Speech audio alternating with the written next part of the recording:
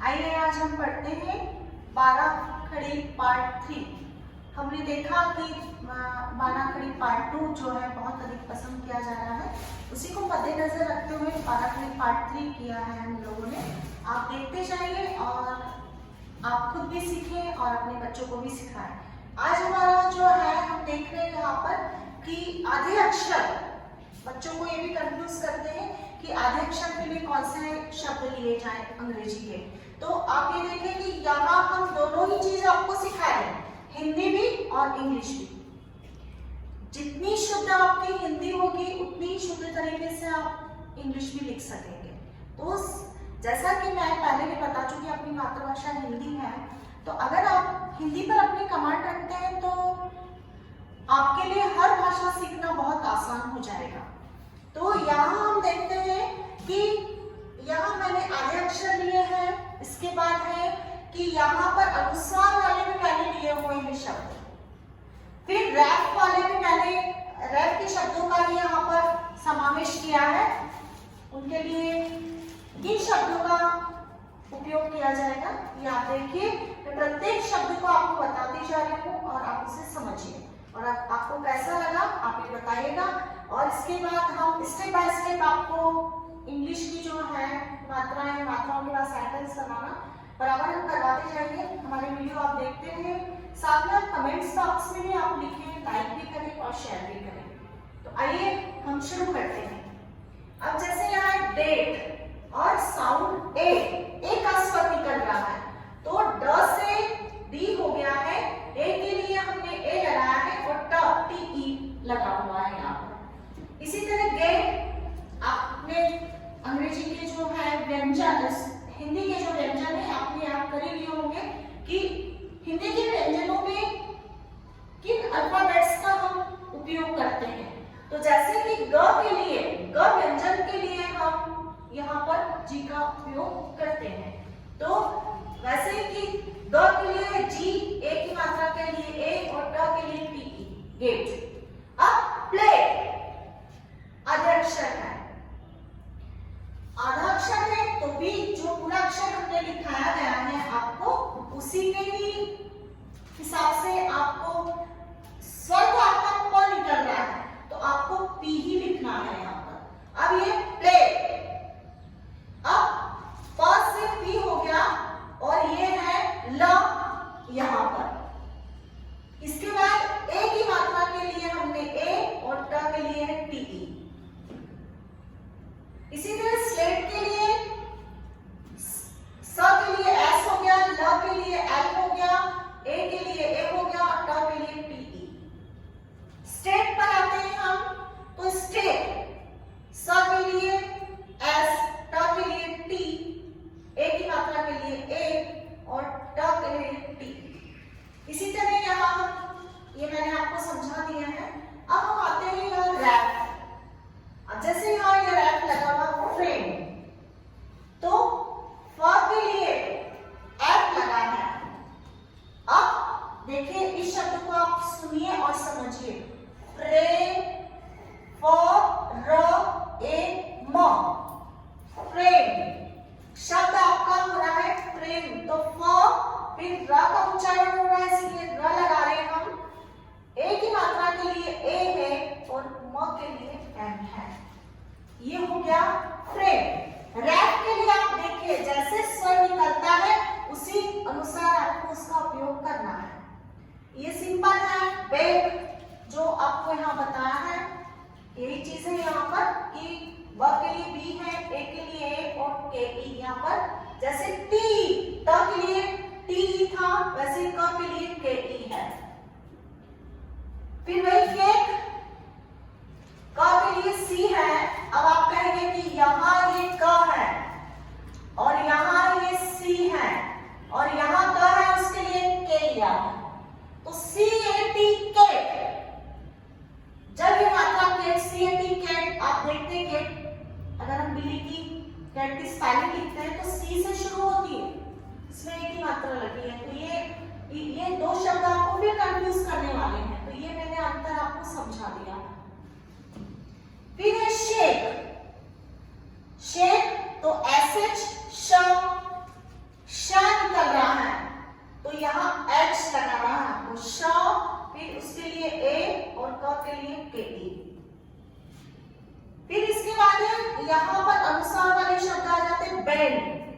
ये नाक से निकलने वाला स्वर है बेंड।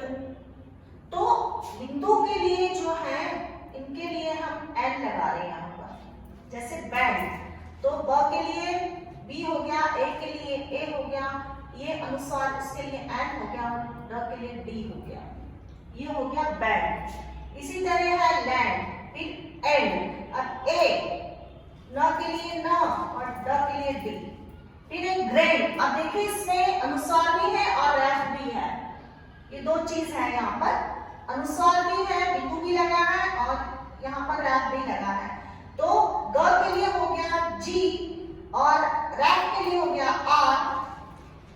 तो ये है ग्रे, तो जी आर ए, ये मात्रा यहाँ हो गई है।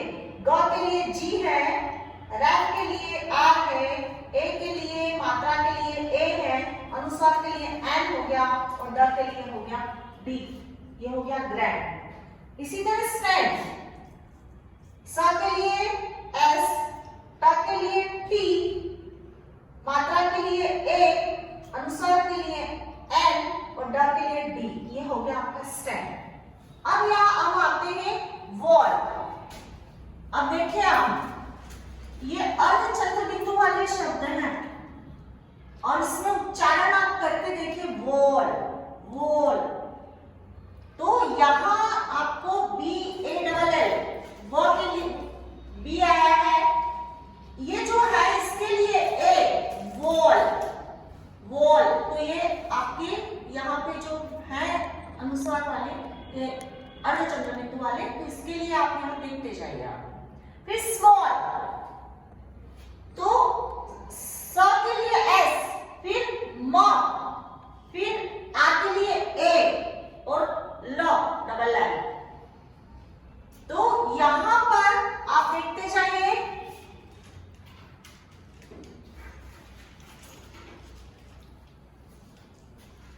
ये है call, C A double L call, ये हो गया स्मॉल, ये है स्टॉल, वॉल। अब देखिए ब्रेड, फिर रैप वाला आ गया है यहाँ शब्द ब्रेड। बी के लिए ब है, आई के लिए ये जो रैप लगा इसके लिए ऐड है, ए के लिए ए और ब्रेड ए, ये पाई लगा हुआ है। फिर ट्रे, ये भी रैप वाले हैं, ट्रे। फिर अब यहाँ पर आप देखिए कि ये है प्रे, आप ऐसे भी लिख सकते हैं और प्रे, इसमें ये रैप लगा हुआ है। तो ये हो गया प्रे। प्रे की स्पेलिंग जैसे मैंने ब्रेड की आपको समझाई थी, उसी अनुसार ट्रे और प्रे। अभी ट्रेन, ट के लिए है टी, रैप के लिए हो गया एट, ए के लिए हो गया ए, ट्रेन। तो यहाँ आई का उच्चारण होता है, इसलिए आई एन लगा हुआ है, तो ये है ट्रेन। तो ये साउंड ए आपको मैंने बताया है। इसी के साथ मैं अगली मात्रा आपको बताने जा रही हूँ, आप देखते जाइए। अब हम आते हैं साउंड ई, और हमने आप लोगों के लिए बहुत ही अच्छी यहाँ पर जो लिखा हुआ है बहुत ही अच्छी तरीके से, ताकि आपकी हिंदी भी सुधरे और साथ में आपकी इंग्लिश भी आप पढ़ सके और लिख सके।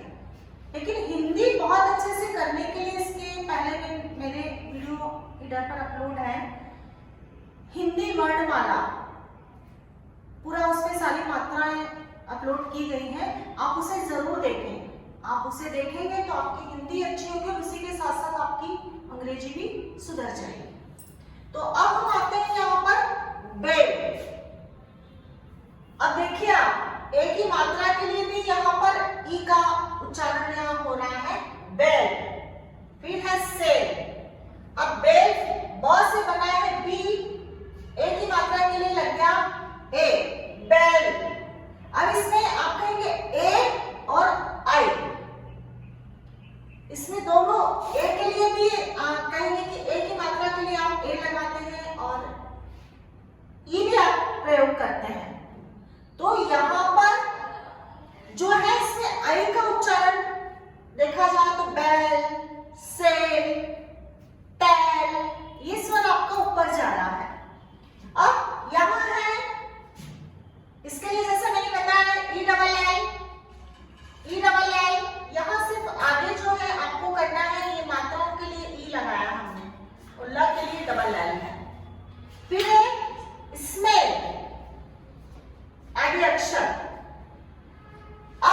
बहुत से बच्चे या बड़े हैं उसको यहाँ पढ़ने में आप लोग बहुत मिस्टेक करते हैं। इसको आप बहुत से जो लोग हैं वो कहते हैं समेल। समेल जब होगा तब ये सब पूरा होगा, तब उसे हम समेल पढ़ सकेंगे। समेल पढ़ना गलत है। यह स्मेल क्योंकि आधा अक्षर है इसलिए इसका उच्चारण ई से स्मेल, स्पेल, ये देखिए आप ई का उच्चारण होता है आधे अक्षरों में। अब यहाँ है स्मेल, स के लिए वो एस लिखा है, म के लिए एन हो गया, ए के लिए ई हो गया, एल के लिए डबल एल हो गया। इसी तरह स्पेल, फिर है मीट। अब देखिए वापिस में हिंदी में मैंने एक चीज आपको बताई थी कि जैसे ये है, अगर इसको हम पढ़ते हैं तो ये हो गया मीट और ये हो गया मीट। जैसे हिंदी में मैंने आपको बताया था कि छोटी की बड़ी की मात्रा में, छोटी की मात्रा सपाट है जैसे आप बोल सकते हैं मीट, उसमें स्वर ऊपर नहीं जाता और ज्यादा समय नहीं रुकना पड़ता। लेकिन यहाँ पर अगर हम पढ़ते हैं बड़ी की मात्रा तो ये हो जाता है मीट, स्वर आपका ऊपर जा रहा है, तो ये बड़ी की मात्रा है, ये ध्यान रखिएगा, बड़ी की मात्रा है ये। और इसके लिए बड़ी की मात्रा के लिए डबल ई, जैसे आपका पाराखड़ी पार्ट 1 में सारी मात्राएं आपको बता दी थी कि किस मात्रा के लिए किन शब्दों का उपयोग किया जाएगा। तो म के लिए हो गया एन, बड़ी की मात्रा के लिए डबल ई हो गया और ट के लिए हो गया टी। इसी तरह है यहाँ ब के लिए बी, डबल ई, बड़ी की मात्रा के लिए और ट के लिए हो गया है टी। वापिस से हम आ गए रैप वाली मात्रा पर। ये इसका उच्चारण र निकलता है, र स्वर निकलता है। जैसे हो गया, अब उसको मैं टुकड़े में विभाजित करके आपको बता रही हूँ, टुकड़े में बता रही हूँ आपको। जैसे ग है ये, अब इसमें ग्र, अगर इसे मात्रा हम नहीं लगाते तो ग्र, तो ग्रीट, यहाँ पर ये ग र ई ट, ग्रीट। हाँ, ग्रीट स्वर ऊपर जा रहा है। ग के लिए आएगा जी, रैप के लिए आ गया आर, डबल ई, बड़ी की मात्रा के लिए आ गया डबल ई और ट के लिए आ गया टी। फिर है यहाँ आधा अक्षर फ्लीट, ये फ है, सॉरी ये प है, प्लीट, लेकिन इसे यहाँ ये जो है ये फ्लॉ। अगर इसे हम प्लीट प्लीट करते हैं तो यहाँ ये इसके लिए प आ जाएगा और ये डबल ई प्लीट हो गया, और यहाँ ये हो जाएगा प्लीट, आधा प। लेकिन यहाँ ये है फ है इसलिए ये आधा फ है, प्लीट। अब फ के लिए आधा पूरा फ नहीं है, आधा फ है ये, तो ये प्लीट। फ के लिए ए, ल के लिए एल, बड़ी की मात्रा के लिए डबल ई और है ट, टी, प्लीट। फिर स्ट्रीट। अब देखिए यहाँ पर ये रैप ट के नीचे आ गया, यहाँ पर ये प्लीट और प्लीट, ये दोनों आप समझिएगा, ये फ है और ये प है, ये फ है और ये प है। अब इसका जब हम आधा बनाते हैं, ये फ का जब हम आधा बनाते हैं तो ये फ ऐसा होगा, और इसका जब हम आधा प बनाते हैं तो इसका प ऐसा होगा, आधा फ और आधा प। ये आप देखिएगा, ये दोनों स्पेलिंग मैंने आपको, ये प्लीट और ये है प्लीट, दोनों मैंने आपको यहाँ पर बता दी है। और अब स्ट्रीट, यहाँ ये रैप आ गया है, ये भी रैप है, ये भी रैप है, और जैसे हम लिखते हैं तो ये भी रैप है, ये भी रैप है। तो आप देखिएगा ये स्ट्रीट, स के लिए एस, ट के लिए टी, रैप के लिए आर, डबल ई मात्रा के लिए, बड़ी की मात्रा के लिए डबल ई और ट के लिए होगा ये स्ट्रीट। अब देखिए यहाँ पर हम आते हैं डी, जैसे यहाँ लिखा है मीट, हाँ, तो वैसे वैसे तो उच्चारण आप कर सकते हैं, लेकिन हमारा प्रयास ये है कि वापिस रिपीट करें उन शब्दों को, ताकि बच्चों को बहुत अच्छे से याद हो जाए कि प के लिए क्या लगाते हैं, ट के लिए क्या लगाते हैं, म के लिए क्या लगाते हैं। तो बार बार इसी शब्दों का उपयोग यहाँ पे हम कर रहे हैं। अभी डी, ड के लिए ड और डबल ई, बड़ी की मात्रा के लिए डबल ई और प के लिए है पी। ये डी हो गया, ये कीप हो गया। ड के लिए हमने टी लगा दिया था, क के लिए हमने यहाँ के लगाया है। अब ये शीप, शीप, श का उच्चारण होता है। जब श का उच्चारण होता है, देखिए स और श, ये स और ये श, तो ये हो गया शीप, श एस, बड़ी की मात्रा के लिए डबल ई और प के लिए हम पी। ये चीज भी मैंने आपको बता दी है ना। बहुत से बच्चे हों या बड़े हों, इसका उच्चारण बहुत गलत तरीके से करते हैं। देखिए स और श, स जब हम बोलते हैं तो हमारे दांतों के बीच से हवा निकलती है। बोल के देखिएगा, स और श। अब स जब हम बोलते हैं तो हमारे निचले दांत पर हमारी जुबान जो है वो टच होती है। स बोलने पर हमारी नीचे के दांत पर जुबान टच होती है। और जब हम श बोलते हैं तो हमारी जुबान मुड़ जाती है, श। तो ये उच्चारण भी आप सही कर सकते हैं, स और श का। तो आप देखिए, ये मिस्टेक बहुत लोग करते हैं, स और श। एक बार पुनः मैं रिपीट करती हूँ।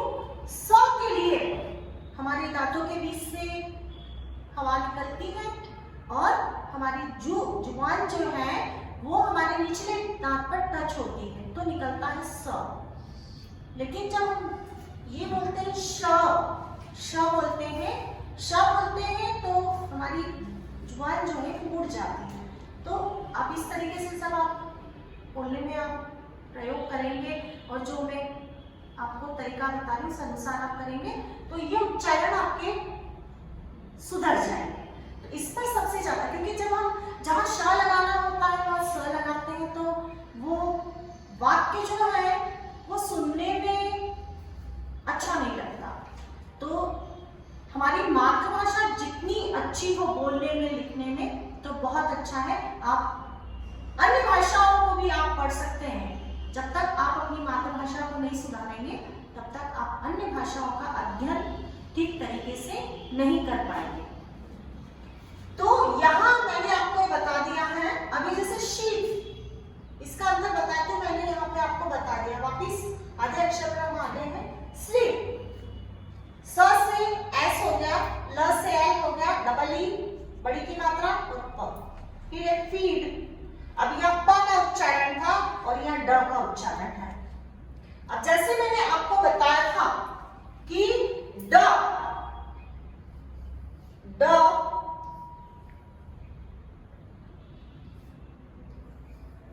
ये 3 वर्ड्स, इनके लिए आप डी लगाएंगे। ड, ढ, ध, तो ये हो गया आपका यहां पर फीड, फिर है शीड। अब है देखिए अनुस्वार वाले सैंड, वापिस ये आ गया। तो यहां पर सीड,